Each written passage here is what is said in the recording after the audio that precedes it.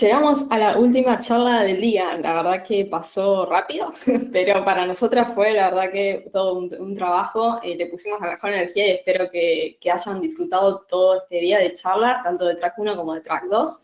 Vamos a pasar a la última de estas presentaciones del día.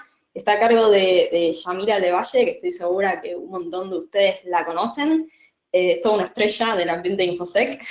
Así que yo la verdad que estoy súper orgullosa de trabajar con ella y la investigación que va a presentar la seguí bastante de cerca y le recomiendo un montón mirar esta charla porque realmente está muy bueno el research que hizo Yami. Es sobre bypass de sistemas biométricos usando impresoras 3D, pero también hay algunas técnicas más por ahí que las va a comentar y que son muy buenas. Así que, bueno, no voy a hacer más preludio y dejo esto en manos de Yami. Hola, mi nombre es Yamila, soy Security Researcher en DreamLab Technologies y hoy vamos a hablar sobre engañar o evadir sistemas biométricos con y sin la ayuda de la impresión 3D.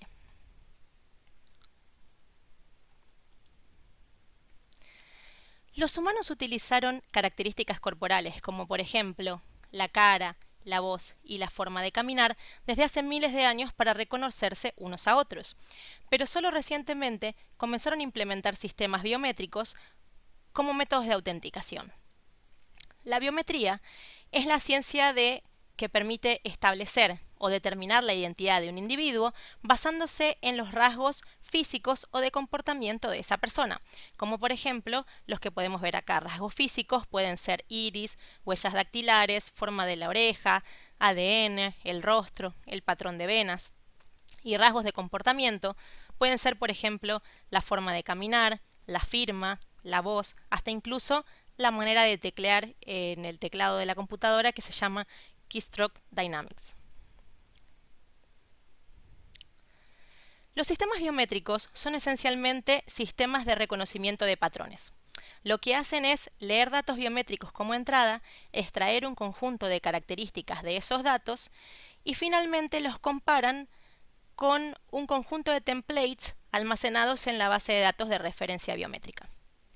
Si el conjunto de características extraídas de los datos de entrada es similar a algún template almacenado en la base de referencia biométrica y no se llegó al límite de intentos fallidos de acceso, entonces se le permite acceso al usuario y es autenticado. Pero, ¿cómo son los ataques a los sistemas biométricos? En general, los ataques a sistemas biométricos se clasifican en dos diferentes grupos. El primero son los ataques directos y el segundo son los ataques indirectos. Los ataques directos también se llaman ataques de presentación. En los ataques de presentación se realizan a nivel del sensor y el sensor es directamente engañado, como por ejemplo con un dedo falso, una huella falsa o una máscara. El sensor no se manipula, no se reemplaza, simplemente es engañado. En los ataques indirectos son realizados en el sistema, dentro del sistema biométrico en sí. Entonces, por ejemplo, para este tipo de ataques se podría modificar o anular el dispositivo de captura, el procesador de señales, el comparador o el Decision Engine. También se podría atacar directamente la base de datos de referencia biométrica donde se guardan todos los datos biométricos. Y también otro lugar donde se puede atacar los sistemas biométricos son la comunicación entre los distintos componentes. Acá también hay puntos de ataque. Durante esta charla nosotros nos vamos a basar en los ataques directos o ataques de presentación. Bueno, y muchas veces vimos un montón de películas y un montón de series con este tipo de ataques, qué sé yo, Misión Imposible, por ejemplo, hasta Mr. Robot, vi la otra vez uno que hacían un ataque con huellas falsas. Esto lo venimos viendo en películas hace muchísimo, pero lo que yo les quiero contar son ataques de presentación en la vida real. Lo que les voy a mostrar, y este que pueden ver en pantalla es uno, son casos reales de delincuentes usando máscaras de silicona para engañar cámaras de seguridad, seguridad del aeropuerto y sistemas de reconocimiento facial. Este primero que ven acá es el sospechoso del robo de un banco en Carolina del Norte. Este es un caso muy interesante. Esta persona robó 4 bancos y una farmacia usando la máscara de silicona que pueden ver acá, que es de un sitio online que se llama SPF Masks. Lo llamativo de este caso es que obviamente la policía estaba buscando una persona con la descripción de la máscara. Entonces apresaron a una persona afroamericana y lo metieron preso, digamos, por cometer estos robos. Y bueno, obviamente era inocente esta persona, y el criminal casi se sale con la suya y se va con el dinero de los robos sin que lo identifiquen, hasta que en un momento la novia del criminal le encuentra la máscara y el dinero, entonces lo denuncia a la policía y la persona que había sido acusada siendo inocente lo liberan. Este caso también es muy muy interesante. Es un sospechoso que estaba acusado de robo y de varios delitos cometidos con esta máscara que pueden ver acá, que es de otro sitio que se llama Real Flesh Masks. Lo interesante de este caso es que la policía lo estaba buscando, otra vez estaba buscando una persona que respondiera a la identificación, a la definición de la máscara, o sea que fuera parecido a la máscara. Y estaban mostrando fotos para la foto justamente del acusado que sacaban de las cámaras de seguridad para tratar de encontrarlo. Entonces, uno de los clientes de este sitio online vio la foto y le pareció que era bastante similar a una de las máscaras que tenían en el sitio y le avisó al dueño. Cuando el dueño lo vio, el dueño del sitio de máscaras, se dio cuenta que sí, que era una de las máscaras suyas, más que nada porque era una máscara muy cara, con muchos detalles hechos a mano, entonces la reconoció súper rápido, y lo que hizo fue llamar al FBI y pasarles los datos de quienes habían comprado esa máscara en el último tiempo, y así lo pudieron encontrar al criminal que había cometido los robos. Este último también es súper interesante. Es un caso de un pasajero joven chino que abordó un avión hasta Canadá con esta máscara que pueden ver de un hombre mayor. Lo que pasó es que, bueno, tomó el avión, llegó a Canadá. Cuando llegó a Canadá, se fue al baño, se sacó la máscara y salió del baño como un joven chino.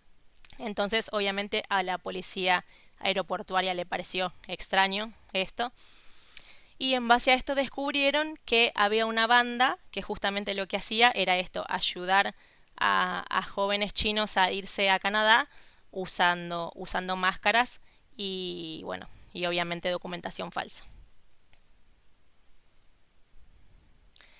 Bueno, y con respecto a los sistemas biométricos de huellas digitales o dactilares. Este primer caso que ven ahí es un médico brasileño que tuvo que enfrentar cargos de fraude porque básicamente en el hospital donde trabajaba lo grabaron con la cámara registrando la asistencia de compañeros que estaban ausentes usando los dedos de silicona que ven ahí. Este segundo caso que pueden ver acá es en India. Básicamente es una banda que estaba metida en la preparación y venta ilegal de huellas digitales clonadas para engañar a sistemas de asistencia biométrica de instituciones educativas en la India. Y este último caso es en mi país, es en Argentina. Básicamente 6 empleados de la aerolínea local, que se llama Aerolíneas Argentinas, fueron despedidos después de que se descubriera que habían falsificado su entrada al trabajo, también usando dedos de silicona turnándose para asistir. O sea, en la semana asistía uno nada más y fichaba o marcaba la asistencia por todos, pero el fin de semana que el pago era doble, asistían todos al trabajo. Con respecto a los sistemas de voz. En este caso lo que hicieron los delincuentes es usar un software basado en inteligencia artificial para imitar la voz del CEO de la compañía. Entonces llamaron a altos directivos de la compañía para exigir una transferencia de una cantidad muy alta de dinero. En este caso fueron $243.000. Y estos directivos, como la voz era la del CEO, o sea, parecía que fuera la del CEO, entonces hicieron la transferencia. Y no fue un caso aislado, hubo varios de estos casos usando el ataque de fake voice o voces falsas. Bueno, y con respecto a los sistemas de iris, hay una creencia general de que son muchísimos más seguros y que son súper difíciles de atacar este tipo de sistemas. Entonces les quería contar un ataque que hicieron los hackers del Chaos Computer Club en el 2017, un ataque al teléfono, al Samsung Galaxy S8. Básicamente lo que hicieron es sacar una foto del ojo de la persona con una cámara infrarroja, o sea, activando el modo noche de la cámara de fotos, y después le agregaron una lente de contacto. Y con eso se pudieron autenticar al teléfono y les reconoció el iris como válido. Pero también hay ataques que se pueden usar ya no para impersonarse como otro usuario, sino para evitar el reconocimiento facial, para evitar que estos sistemas te reconozcan. Entonces, ahora vamos a ver algunos de estos ataques. Este primer ataque son anteojos que utilizan luz infrarroja para bloquear las cámaras de los sistemas de reconocimiento facial.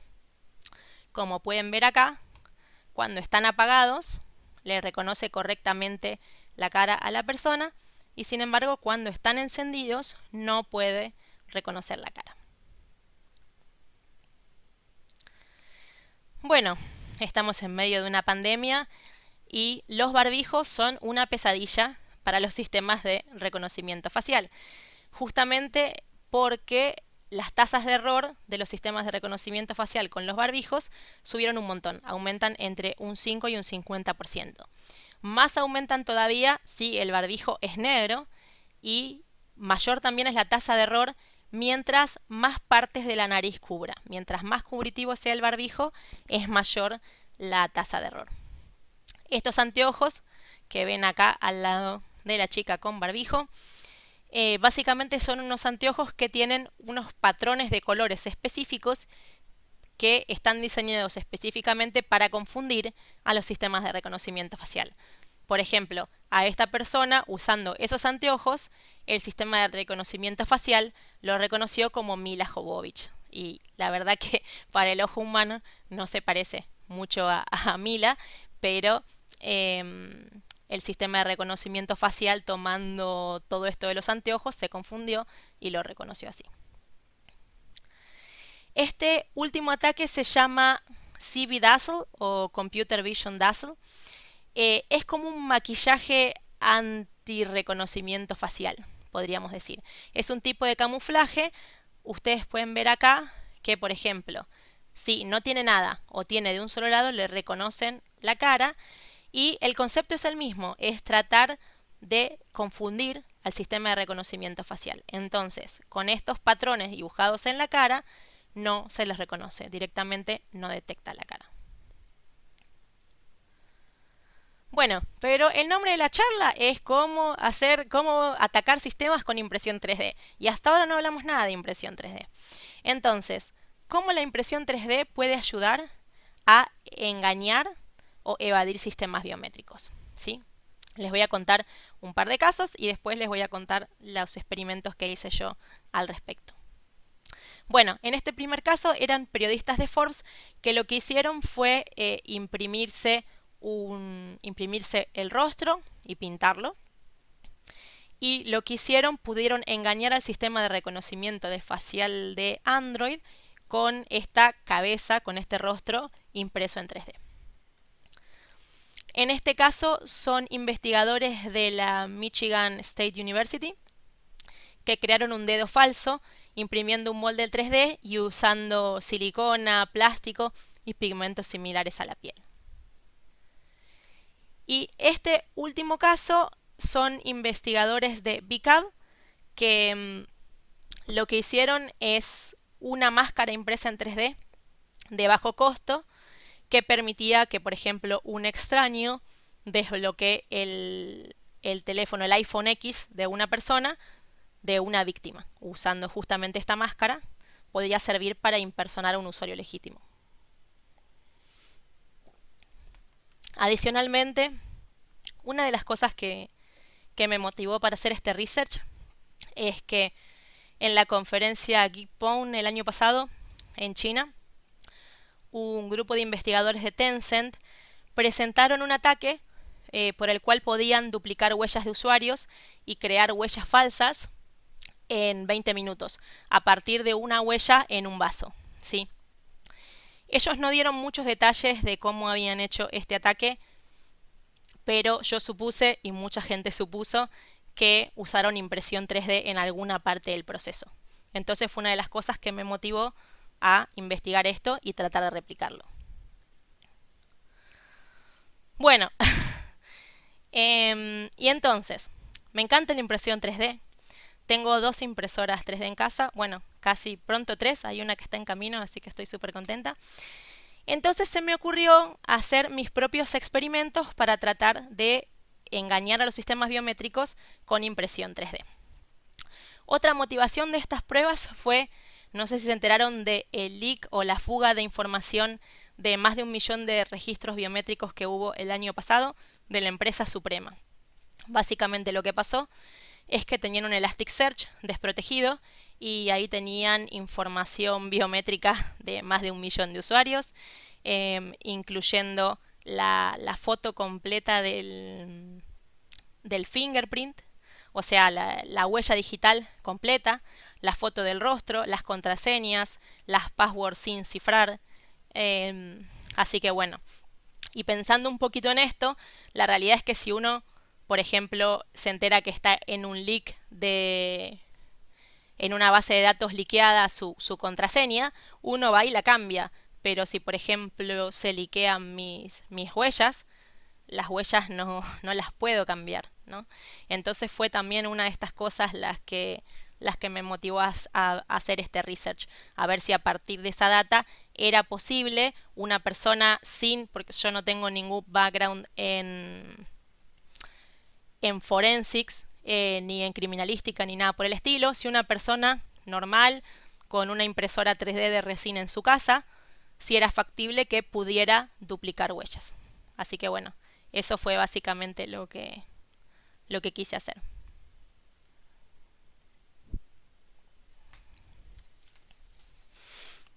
Bueno, pero primero vamos a tener que ver un poquito cómo es el proceso de reconocimiento de las huellas digitales o dactilares. Les voy a contar un poquito.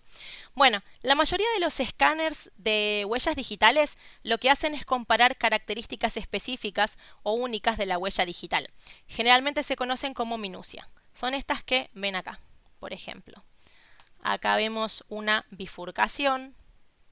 Acá podemos ver un delta. Acá podemos ver que termina un ridge. Acá podemos ver una especie de isla. Acá podemos ver como un puente. Bueno, todas estas características únicas son las que se analizan para reconocer una huella digital. El conjunto de todas estas minucias, de todas estas características particulares y únicas, se llama típica. Acá pueden ver, por ejemplo, en este sistema de reconocimiento de huellas digitales, cómo marca y detecta las distintas características únicas o minucias de esta huella digital en particular.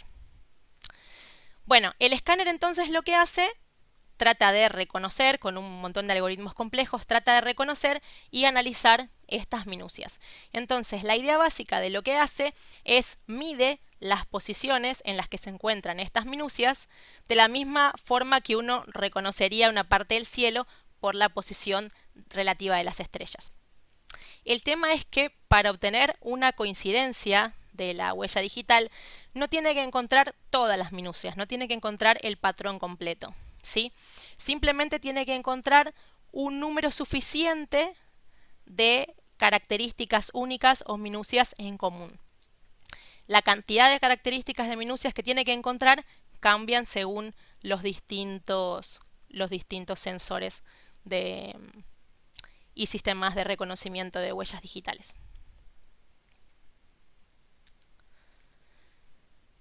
Bueno, hay muchos sensores de huellas digitales o dactilares en el mercado.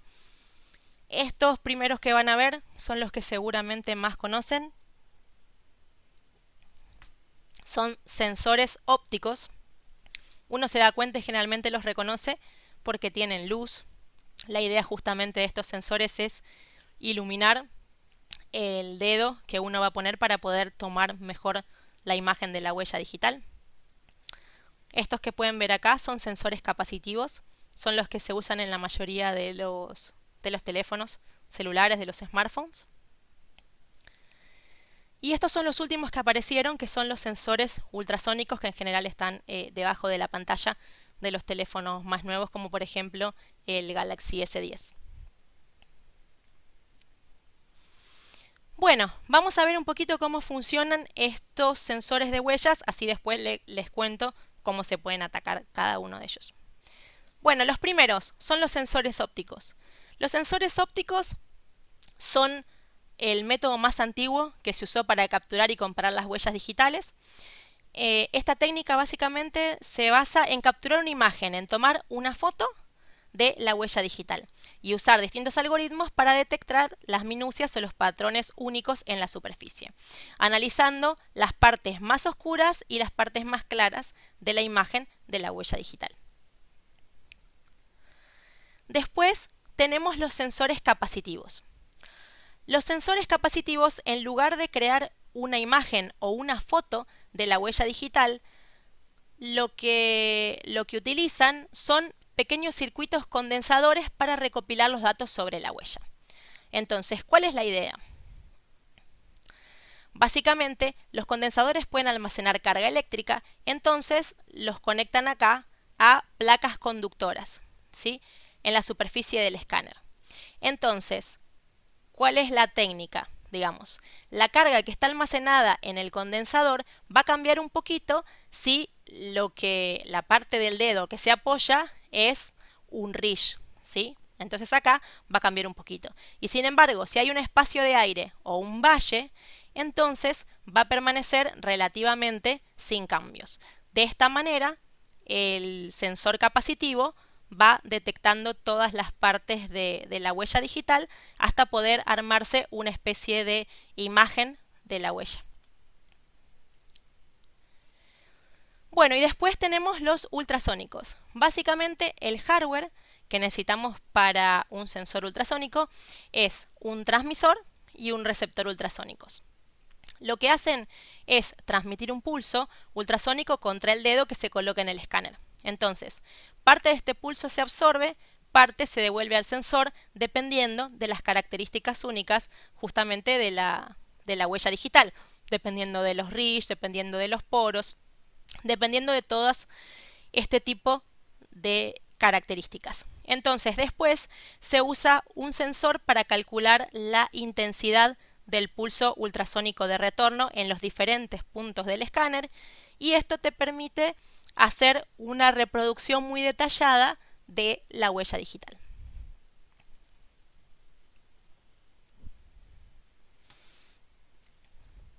Bueno, y acá empiezan las pruebas. ¿Qué dispositivos básicamente testeamos en este research? Testeamos primero sistemas de control de asistencia, que son estos dos que pueden ver ahí. El Gison tiene face recognition, o sea, reconocimiento facial, y tiene también un lector de huellas. Y el TA040 también tiene un lector de huellas, pero no tiene reconocimiento facial. Y después de los teléfonos, analizamos un Galaxy S10 con sensor ultrasónico y el Galaxy A30 con el sensor capacitivo. Básicamente elegimos estos dispositivos porque eran los que teníamos a mano para probar, y la idea del research era probar en los tres tipos de sensores, tanto en los ópticos como en los ultrasónicos como en los capacitivos, los ataques. Bueno, les cuento un poquito. Estos son los primeros materiales que compré para los experimentos, para los test. Muy divertido conseguir muchas de estas cosas en la ferretería. La chica de la ferretería ya me veía venir y me decía, por Dios, ¿qué vas a hacer con todo esto? Por favor, no quiero ni saber. Básicamente los que son de Argentina se van a reír porque van a reconocer varias cosas. Los ositos mogul, por ejemplo, la gelatina royal, la gotita. Básicamente necesité un montón de materiales y después de comprar todo esto, que como ven tengo la resina para la impresora, alcohol isopropílico, glicerina, alginato, un montón de cosas, me di cuenta que me faltaban un montón de materiales más. Látex líquido, silicona, así que bueno, fueron varias tandas de compras hasta que tuve todo lo necesario para este research. Bueno, les voy a empezar a contar un poquito de los ataques, porque ¿cuál es el tema? Mi objetivo final era hacer ataques con impresión 3D, pero primero tenía que probar todos los ataques tradicionales a sistemas biométricos para poder entender bien en qué me podía ayudar la impresión 3D para hacer los ataques más rápidos y más sencillos. Entonces primero probamos todos los métodos tradicionales que se vienen usando hace mucho para atacar este tipo de sistemas biométricos. Y además porque era súper divertido probar todo esto. Bueno, a mí me súper divierte. Bueno, les cuento el primer ataque. Se llaman ataques de gris. Realmente no sé cómo traducirlo a español, entonces le voy a seguir diciendo gris. Básicamente, para usar este tipo de ataque lo que necesitamos es que haya una especie de mancha, o gris justamente, correspondiente al último usuario que usó el sensor, ¿sí? Entonces, el tema es que tiene que haber quedado esa huella, tiene que ser clara y tiene que haber retenido la mayoría de las características importantes justamente de la huella para que yo después usando, por ejemplo, apretando un osito de goma sobre eso, con cuidado de no borrar la huella, para poder impersonarme como el último usuario que usó ese dispositivo, ¿sí?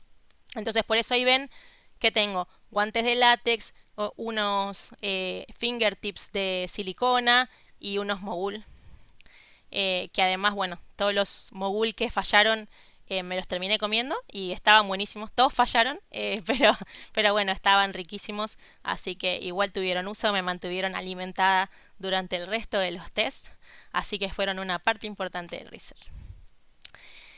Bueno, entonces, los materiales que necesitamos, ya les dije, el sensor, una huella digital que ya tiene que estar registrada de un usuario legítimo, la mancha o el gris aplicable y ositos de goma, fingertips, Play-Doh, que me olvidé, no está ahí en la foto, pero bueno, Play-Doh, y guantes de látex.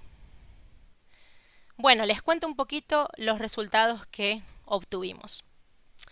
Básicamente, como pueden ver acá, este es el Play-Doh, acá están los silicone fingertips y acá están los ositos. El escáner detectaba un dedo, o sea, me reconocía que había un dedo, pero la huella no era lo suficientemente clara como para poder autenticarse, para engañar al sensor, para autenticarse como el último usuario, ¿sí? Entonces estos ataques no tuvieron éxito en ninguno de los dispositivos. Pero ¿qué pasó? Pensando un poquito en estos ataques, básicamente en la mayoría de los ataques de gris, solamente la mancha esa en la superficie del escáner no es suficiente para engañar al sensor, o bueno, por lo menos en nuestro caso no fue suficiente. Entonces lo que se nos ocurrió fue potenciarla con otras sustancias para obtener mejores resultados. Pero las sustancias tenían que cumplir con ciertas características. Primero tenían que ser transparentes para que el usuario legítimo no se dé cuenta. Y segundo, nos dimos cuenta que mientras más consistencia de pomada tengan, más mejoraban esta mancha, el gris, ¿sí? Esta sustancia se puede esparcir en la huella en el dedo del usuario legítimo o también puede llegar a funcionar si lo pones en el sensor. Entonces, básicamente, ¿qué se me ocurrió probar como estas sustancias? También lo que tenía a mano, empecé probando glicerina, no funcionó. Después probé crema de manos, tampoco. Tenía a mano Big Vaporub, así que lo puse también y eso sí funcionó. Y de ahí averigüé que era de petrolatum, que era de petrolato, era como una pomada de petrolato. Después tenía una especie de gel de pelo con parafina, que también ese funcionó bárbaro. Y después manteca de cacao. Así que probé todas estas distintas sustancias. Lo interesante, si pueden ver en el medio, es que acá se ve claramente cómo está la mancha, el gris. Y fíjense que no hay ningún dedo en este momento. Y sin embargo, el sensor sigue detectando como que hubiera un dedo puesto. Esto es con parafina. Con la parafina quedaba muy bien marcada la huella. Y acá hay otra que también lo que hago es ponerme un guante de látex y con mucho cuidado tratando de no arruinar esa mancha, esa marca, me puedo autenticar como el último usuario. Así que las sustancias que funcionaron fueron la manteca de cacao, la parafina y el petrolato. Acá les muestro una demo del ataque con manteca de cacao. Entonces básicamente me pongo en el dedo índice, que es el que está registrado. Ahí me reconoce como el usuario 1. Ahí vamos a usar un guante de látex. Y como pueden ver me reconoce otra vez como el usuario 1. Estoy usando otro dedo para que no haya ninguna confusión con eso. El único dedo registrado era mi dedo índice. Bueno, ahora les voy a contar otro tipo de ataques que se llaman ataques consensuales o ataques con cooperación del usuario. Básicamente, ya el término con cooperación o consensual implica que el usuario del que estamos tomando la huella digital es consciente del proceso y participa presionando su dedo en una especie de molde. Obviamente, aunque lo clasificamos como cooperativo, hay formas no consensuadas de lograr esto. No vamos a entrar en detalle en esto, pero bueno, es posible. ¿Qué materiales utilizamos? Para los moldes utilizamos alginato, que es el mismo que se usa para los moldes dentales. Utilizamos masilla epoxi, la conocida epoxilina. Utilizamos Play-Doh. Utilizamos hot glue, que es el que sale de la pistola de silicona. Le voy a decir hot glue porque realmente no sé cómo traducirlo, así que hot glue. Y utilizamos cera de vela.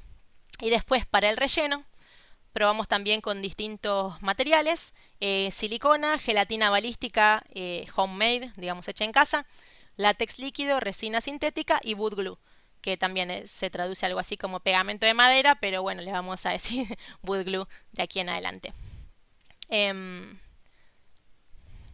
Acá, como pueden ver, estábamos haciendo las primeras pruebas. Acá tenemos algunos moldes, los rojitos son de Play-Doh, esto es la epoxilina, estos blanquitos son de alginato, estos son los de cera de vela. Todavía nos faltaba hacer los de hot glue. Acá, bueno, los tuve que blurear por obvias razones porque son mis huellas, pero acá se puede ver en este pedacito que los moldes de hot glue son muy detallados, quedan perfectos. Y acá se puede ver un poquito el de cera de vela, que queda bastante bien, pero no es tan detallado como el de hot glue. Los de alginato también son muy buenos, quedan muy bien estos moldes, son los mejores, junto a los de hot glue. El tema con el hot glue, si van a hacer esto, tengan cuidado porque quema un montón. En el paper expliqué un poquito cómo hay que hacer el procedimiento bien para que no se quemen como yo, porque la verdad que quema y duele muchísimo. Bueno, ¿cuáles fueron los resultados de estos ataques que probamos? Fíjense que con un molde de alginato, el alginato dental el mismo que se usa para los moldes de dientes, y látex líquido, pudimos engañar a todos los tipos de sensores. Lo mismo con un molde de hot glue y látex líquido. Y después también pasó lo mismo con un molde de hot glue, pero con relleno de wood glue, del pegamento para madera. Lo que quiero que se fijen acá es que, bueno, acá están las huellas en sus respectivos moldes. Lo que quiero que vean es que las huellas son súper finitas. Son unas gotitas nada más de látex líquido o de wood glue lo que hay que ponerle de relleno para armar la huella. Mientras más finitas las huellas, funcionan mejor. La otra cosa que les quería contar, bueno, como pueden ver acá, las de silicona claramente no funcionaron en los sensores capacitivos porque la silicona es aislante, entonces, bueno, obviamente no iba a poder conducir ningún tipo de impulso eléctrico que nos permitiera autenticarnos en este tipo de dispositivos. La otra cosa que les quería contar sobre la gelatina balística es que otros researchers pudieron hacer huellas que funcionaron con este método. A mí no me funcionó. La verdad que traté varias distintas proporciones de gelatina, agua y glicerina. La verdad probé un montón y con distintas técnicas y ninguna fue suficiente para estos ataques. Así que a mí no me funcionó, pero no lo descarto. Puede funcionar si lo haces correctamente. Encima la gelatina balística había quedado re buena, parecía la que se usa en los cosos de tiro. Yo estaba re feliz con el resultado, pero no, después cuando querías hacer la huella no funcionaba. Bueno, y ahora vamos a ver los ataques no consensuales o sin cooperación del usuario. Básicamente en estos ataques el usuario no participa activamente como antes, que ponía su dedo para hacer una especie de molde. Entonces lo que tenemos que hacer es obtener la huella digital latente de otro lado. Por ejemplo, la podemos obtener de un vidrio, por ejemplo de un vaso, como hacían los researchers de Tencent. Lo podemos obtener de una huella con tinta, como las que hay en la policía. De alguno de esos lugares podemos levantar la huella latente. Entonces, suponiendo que tenemos la huella latente correcta, que es la del dedo que el usuario usa para autenticarse, por ejemplo, en el teléfono o en el sistema específico que vamos a analizar, el procedimiento que hay que seguir para obtener una huella falsa a partir de eso es, lo primero que hay que hacer es mejorar, podríamos decir, la huella latente para poder levantarla. Entonces, para eso podemos usar vapores de cianoacrilato, vapores de pegamento, en este caso es pegamento instantáneo, la gotita, tiene que ser cualquier pegamento que tenga cianoacrilato. Acá por eso me hice esto que es súper divertido, mi propia cámara fumígena de cianoacrilato. Si no, también se puede hacer con el polvo para huellas, que pueden ver acá, que lo hicimos con el polvo para huellas y el pincel específico. Una vez que ya tenés la huella mejorada, la tenemos que levantar, ya sea sacándole una foto con una cámara que tenga funcionalidad de macro o con cinta transparente. El tema es que una vez obtenida esa huella, en general no es directamente accionable. Hay que mejorarla un poquito porque no quedan perfectas. Entonces, en este caso lo que hacemos es mejorarla digitalmente con algún software. A partir de eso, crear un molde y de ahí crear las huellas artificiales rellenando este molde con silicona, con látex líquido o con wood glue, ¿sí? Ahí están todos los materiales que usamos para esta parte del experimento.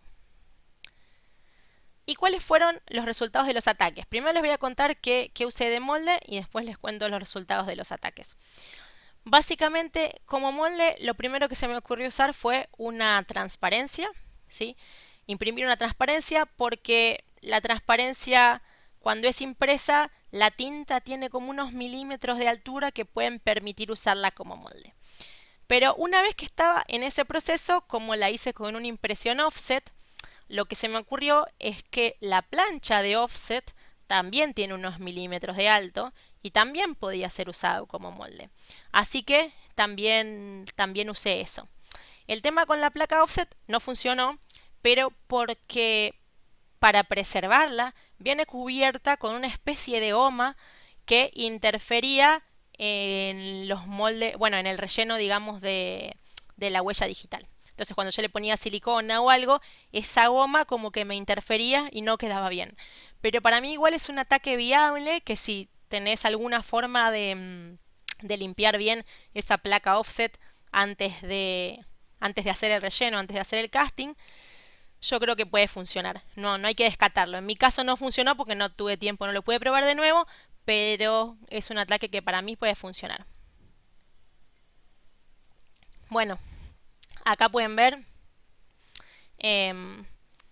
lo que está en azul es la placa offset y lo negro son la impresión de la transparencia.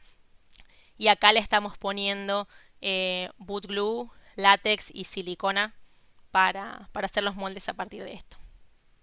Los que funcionaron fue la transparencia con látex líquido, funcionó en los sensores ópticos, y después esta técnica de tinta en un guante de látex funcionó en los capacitivos y en los ultrasónicos. Bueno, y ahora ya llegamos a la parte, después de todo lo que aprendimos de las otras pruebas, ya aprendimos qué materiales funcionaban, cuáles no, en cada tipo de sensor. Usando toda esta información, fuimos a planear los ataques con impresión 3D. Entonces, ¿cuáles son los materiales y el software que necesitamos? Lo primero que vamos a necesitar, obviamente, es una impresora 3D, pero en este caso vamos a necesitar una impresora 3D de resina. Yo tengo esta, la Anycubic Photon, que es una impresora de resina doméstica que no es cara. ¿Por qué necesitamos eso y no lo podemos hacer con una impresora de filamento, con un FDM, que yo también tengo una en casa? Porque básicamente la precisión es diferente, es mucho más precisa la de resina, y entonces por eso necesitamos este tipo de impresoras. Después, como les contaba antes, necesitamos algún tipo de software para modificar las huellas, para mejorar las huellas. Entonces en este caso vamos a usar un software en Python para hacer esto.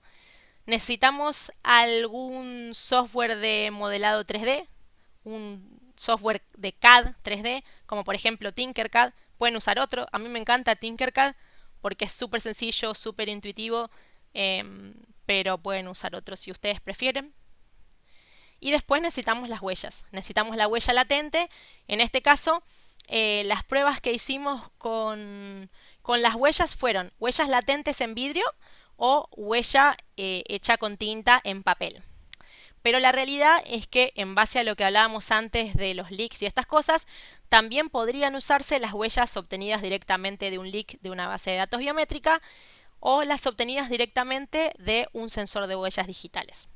En cualquiera de estos casos se podrían usar las huellas para este ataque. Bueno, ¿y cómo es? ¿Cómo hacemos el ataque de no cooperativo con impresión 3D? Lleva varios pasos. Lo primero que tenemos que hacer, como siempre, es levantar la huella digital latente. En este caso utilizamos una cámara digital con funcionalidad macro. Usé la cámara del Samsung Galaxy S10, ya lo estábamos usando para las pruebas. Tiene una funcionalidad macro que está buena, así que directamente usamos ese.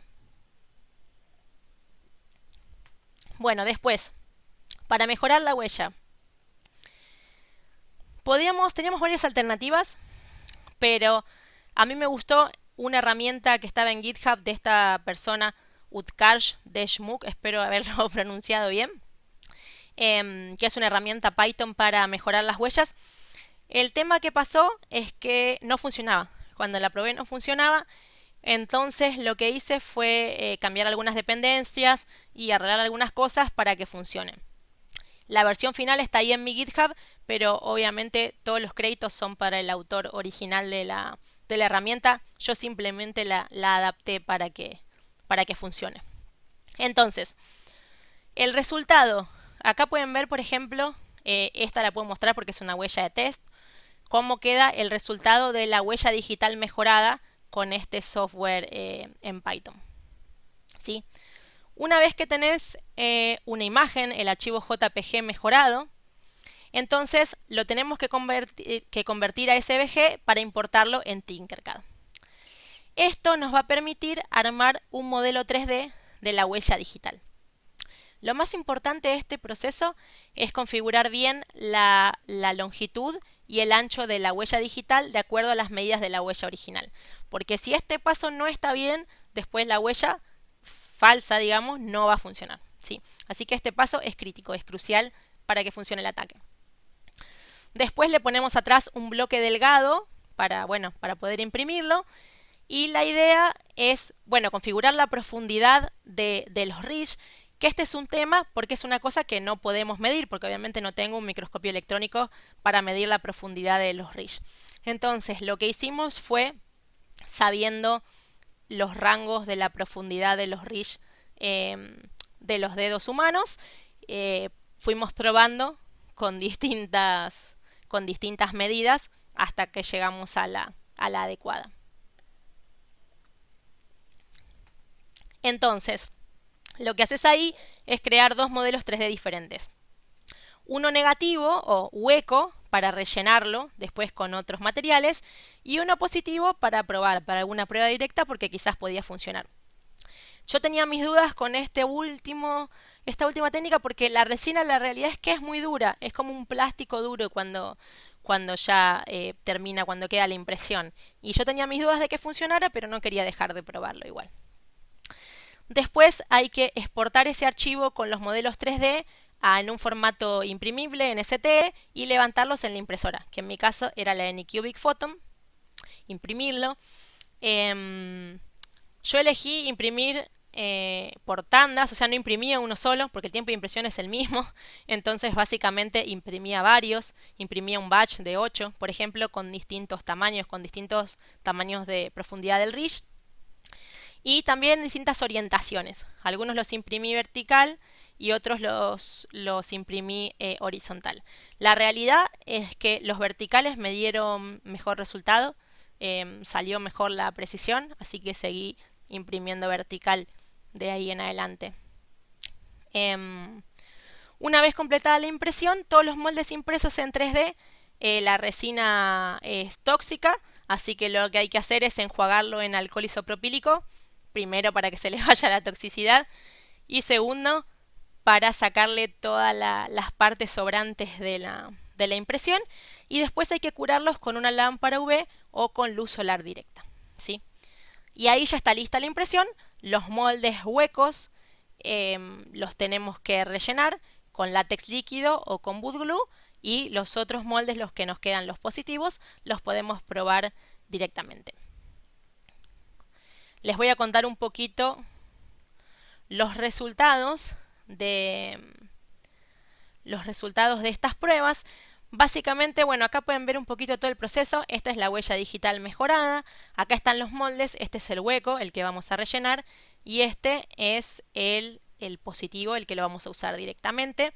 Y acá los estoy rellenando con wood glue y con látex. La verdad que este es uno de los primeros, no es el final, hay que ponerle mucho menos que esto. Acá le había puesto mucho y quedaron muy gruesas. Y después directamente te queda el fake fingerprint para probar en los distintos dispositivos. Como se pueden fijar acá, tanto del fingerprint on glass y de la huella en tinta, el molde funcionó, hecho el de wood glue y el de látex, funcionaron en todos los sensores, ¿sí? Así que está bueno, finalmente funcionó lo que queríamos probar, que una persona sin experiencia anterior, previa, en huellas digitales ni en criminalística, usando una impresora 3D de resina doméstica y algunos materiales más, podía replicar una huella. Después de lo que les decía del positivo, que yo pensaba que no iba a funcionar, me sorprendió porque funcionó en el ultrasónico, que me pareció súper extraño, pero funcionó. Y después también funcionó en los ópticos. En los ópticos le tuve que untar un poquito de las mismas sustancias que habíamos hablado antes, porque el tema es que como era tan duro, el sensor óptico no lo reconocía como un dedo, ¿sí? Pero una vez que le puse un poquito de manteca de cacao o Big Vaporub o alguna de esas cosas de las sustancias que habíamos hablado en Enhanced Grease, ahí sí me lo tomó. Así que también me pareció súper interesante para seguir investigando por ese lado. Ahí está la demo Esa es la huella, fíjense qué finita, es en látex. Y ahí fíjense en mi dedo del medio.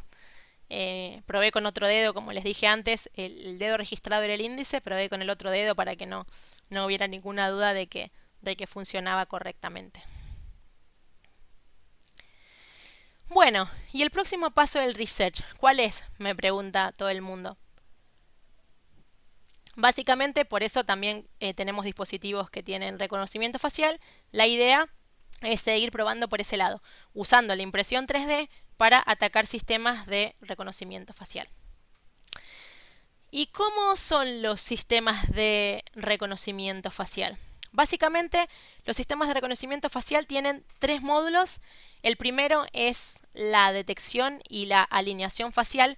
El segundo es el que hace toda la extracción de las características visuales, que son estos puntos, que pueden ver acá. Y el último es el que hace realmente el reconocimiento facial. Así que básicamente lo que hace un sistema de reconocimiento facial es mapear y extraer todas las características del rostro de una persona que se pueden usar para el reconocimiento y almacenarlos en la base de datos biométrica junto con la identidad de este individuo, de esta persona.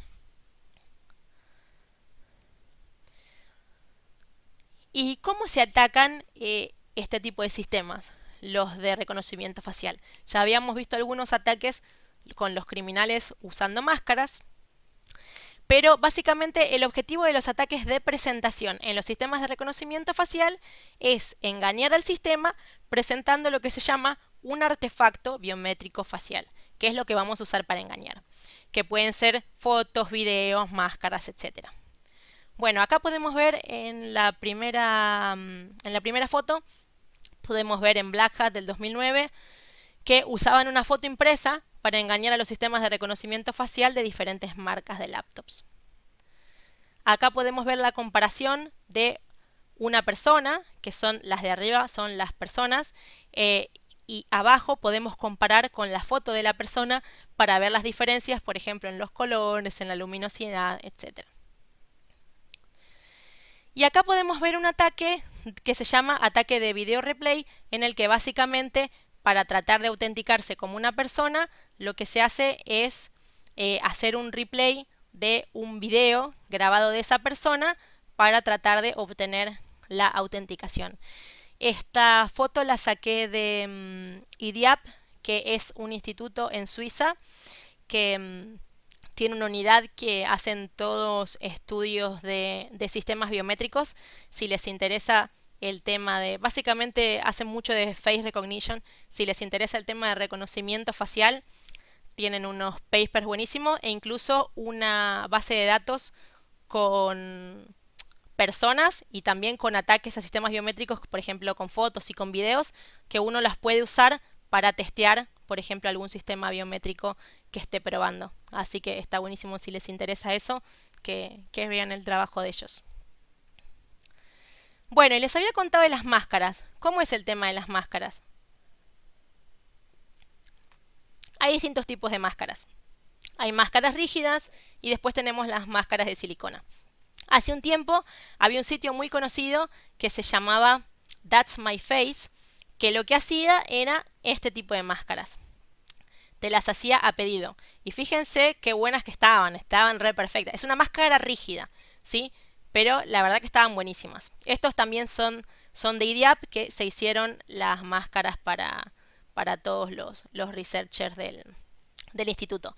Entonces fíjense que los podías pedir con ojos o con agujeros para los ojos. Y después tenemos las máscaras de silicona. Las máscaras de silicona se pueden hacer a pedido. A pedido cuestan alrededor de $3.000 cada máscara.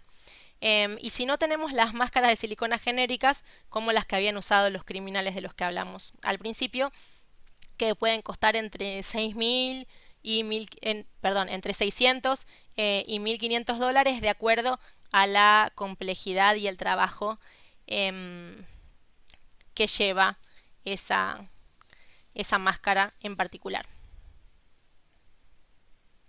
Lo que no les conté es que las máscaras de silicona, la diferencia con estas máscaras rígidas es que las máscaras de silicona presentan movimiento facial, o sea, se pueden mover. Más que al tener los agujeros para los ojos, bueno, también se puede pestañear.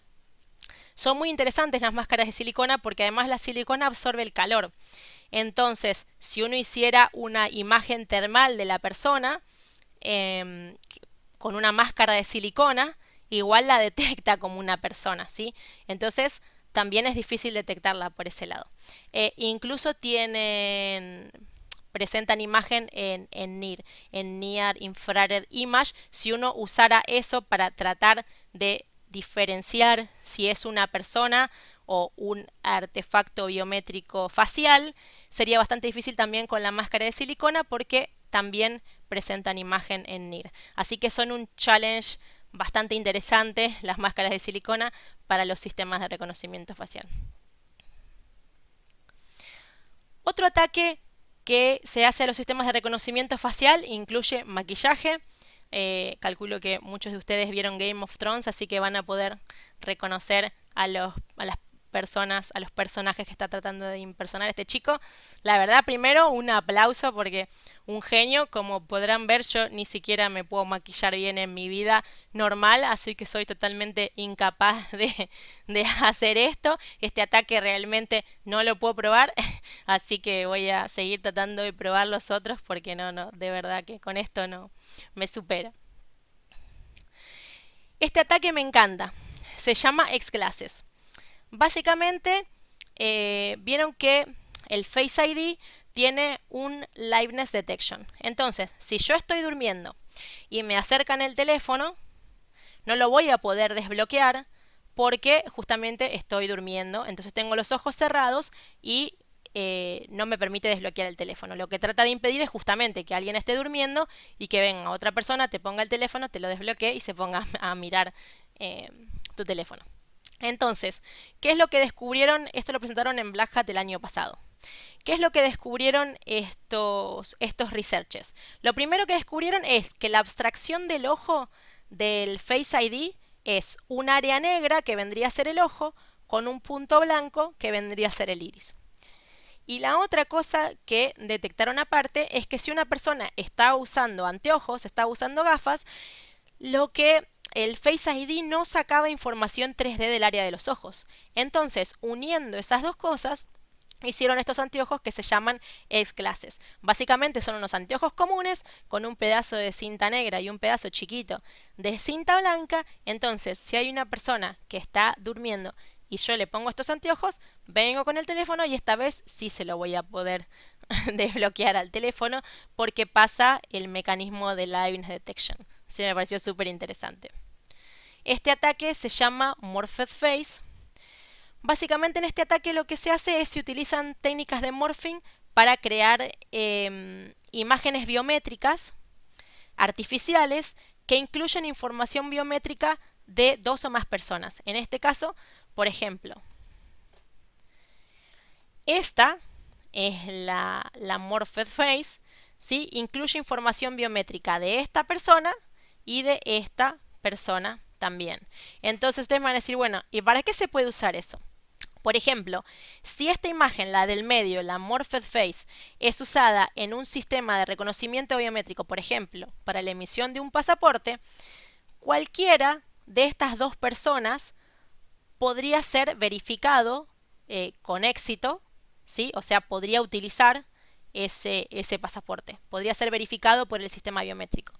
Estas dos personas o más, todos los que contribuyeron a crear la Morphed Face. Así que me pareció súper interesante también presentarles este ataque. Y bueno, ¿y cómo se detectan este tipo de ataques? Por ejemplo, ¿cómo se puede hacer para detectar los ataques a los sistemas de reconocimiento facial o de huellas digitales? Entonces, las técnicas más utilizadas para detectar los ataques de reconocimiento facial son los motion challenge, lo que se podría decir, por ejemplo, bueno, el parpadeo de ojos o decirle, bueno, sonreí, hace esto, hace aquello, esta especie de motion challenge. Análisis de textura, análisis de frecuencia, analizar la calidad de imagen, análisis térmico, ¿sí? Y después hay una técnica que también que se llama flash activo, que es, lo usan algunos sistemas de autenticación en el teléfono, que lo que hace es básicamente, cuando te querés autenticar con Face Recognition, prenderte el flash. Y la realidad es que los distintos artefactos biométricos bien iluminados con la luz del flash en realidad se pueden distinguir bastante bien de la cara de una persona cuando está siendo normal, digamos, sin ningún artefacto biométrico. Lo que se ve en la foto, acá, en esta imagen, es la imagen en NIR de la persona original. Este primero es la persona original y su imagen en NIR, y después de los distintos ataques biométricos. Acá, por ejemplo, puso una foto y esta es la imagen en NIR. Acá está usando una máscara impresa en papel con los ojos ya impresos. Acá está usando una máscara impresa en papel con agujeros en los ojos, y acá está presentando un video a partir de una tablet. Y fíjense que se nota la diferencia. Tengan en cuenta lo que les dije igual de las máscaras de silicona, que en el NIR se verían bastante parecidos a la cara de la persona. Y después, con las huellas digitales, ¿qué podemos analizar? Podemos analizar el grado de nitidez, el nivel del color, la luminosidad, la luminancia, la entropía, si hay alguna distorsión estructural, el grado de absorción de luz, la elasticidad del material es súper importante, y también la humedad del material. Usando o combinando algunas de estas cosas se puede llegar a detectar mucho mejor los rasgos biométricos falsos, los fake biometrics. Acá pueden ver en esta imagen, pueden ver un poquito cómo se hace la detección de spoofness. En este caso es como un score, es como un ranking que te dice la probabilidad de que esa huella sea falsa, sea spoofeada. Bueno, y acá les pongo un poquito de materiales de referencia y más lecturas recomendadas sobre ataques a sistemas biométricos. Esta primera es de la gente de Talos, que hizo un research bastante similar. Es más, hablé con uno de ellos y usan la misma impresora, la Anycubic Photon, para hacerlo, pero si les interesa el tema está bueno que los lean, porque por más que use la misma impresora, usa distintos software y probaron en distintos dispositivos. Entonces es como un complemento también a la investigación nuestra, y está bueno también verlo. Y después, acá tienen varios papers que yo les decía de IDIAP, que están buenísimos, explicando toda la parte de los ataques y cómo detectar los ataques de reconocimiento facial. Y bueno, llegamos al final. Muchas gracias NotPinCon, a todas mis compañeras de trabajo, a mis amigas, todas las que me ayudaron con este research, y también los que me prestaron sus dispositivos para probar. No los rompí, no rompí nada, así que bueno, muchas gracias a todos y a ustedes por estar acá y escuchar esta charla. Llegamos al final del evento, terminó la charla de Yami, que fue genial. Les dije que valía la pena verla, estoy segura que les gustó, tanto como a nosotras y tanto como Yami disfrutó hacer este research. La tenemos a Yami ahí en live. Hola, Yami. Hola. ¿Cómo va todo? Muchas gracias por la charla, la verdad que estuvo buenísima y hay un montón de gente acá en el chat agradeciendo, así que estoy mirando ahora las preguntas. Tengo algunas preguntas para vos. Dale, perfecto. Acá me están preguntando, ¿cuál es el modelo de la impresora que usaste? La impresora es la Anycubic Photon. Básicamente me compré esa, es una impresora de resina. Lo importante si quieren hacer algo así es que usen una impresora de resina, básicamente porque la resolución es mucho mejor que las otras, que las impresoras de filamento. Yo me compré esa porque la verdad que era una de las más económicas y era la que me podía comprar, pero bueno, fíjense que con esa, que es una de las más económicas, funcionó el ataque. Así que es Anycubic Photon. Buenísimo.